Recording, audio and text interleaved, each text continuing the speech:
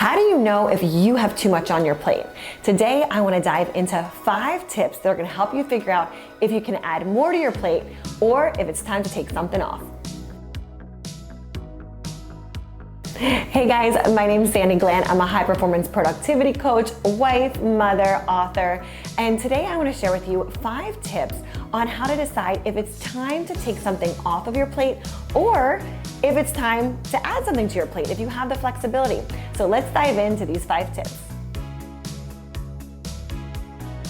Tip number 1, do you already have difficulty deciding what is a priority in your life? You gotta figure out what your priorities are first. So tip number 1 is figure out what your priorities are and get really clear on what those look like in your life. And then that will help you decide if you can add more onto your plate or if it's time to take something off. Tip number 2, are you switching from task to task? You're probably not able to take more on your plate because you can't finish the first thing that you started. So I want you to focus on finishing the task at hand and then move on to the next task to make sure that you follow through to completion.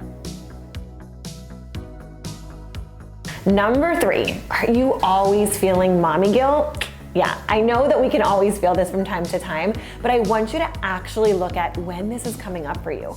Are you taking so much on that you don't have enough time for your kids?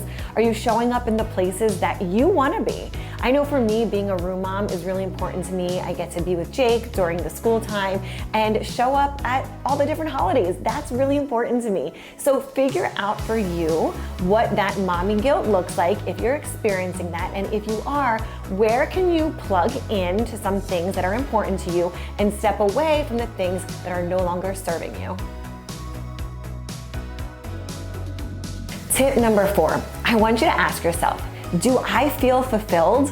This is a really important question. Are you feeling fulfilled in your work life, in your home life, in your self-care, with your kids, and in your personal relationships?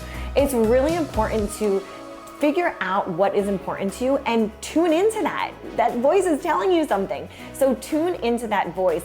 Am I fulfilled? And if you're not, which areas do you need to put more attention on? Once you can figure that out, then you can decide what the roadmap looks like to figure out what you can either step into, because maybe you need to add something in this area, or step out of so you can find time for the things that mean most to you. Tip number 5, this is gonna be a hard one for most people, especially for women, but start saying no to things that don't serve you. I know it's really hard to say no, especially when you wanna show up in certain areas, or it's just hard to say no, but your no's protect your yes. So what are the things that you want to show up for? What are the places that you want to say yes to? Really hone in and figure out what those are, because everything else, unfortunately, will be a no, but fortunately, it's going to protect you. It keeps the boundaries in place.